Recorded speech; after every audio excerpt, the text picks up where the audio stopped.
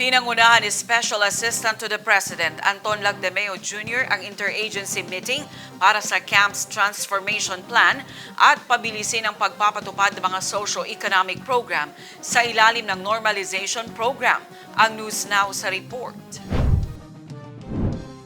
Nagkasa ng Executive Coordination Meeting ang Office of the Special Assistant to the President or OSAP sa Malacanang noong Marso 5 upang pabilisin ang pagpapatupad ng mga socio-economic program sa ilalim ng Normalization Program.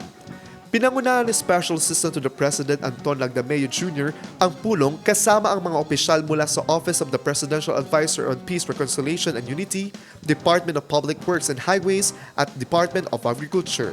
Sa pulong, tinalakay ang pagbuo ng baseline data at pagripaso sa mga pangunahing proyekto sa ilalim ng CAMP's Transformation Plan na naglalayong maghatid ng mga programang pang-infrastruktura at pangkaunlaran sa mga komunidad. Layunin ng plano na suportahan ang 6 na kinikilalang kampo ng Moro Islamic Liberation Front or MILF at mahigit 26,000 decommissioned combatants sa Bangsamoro.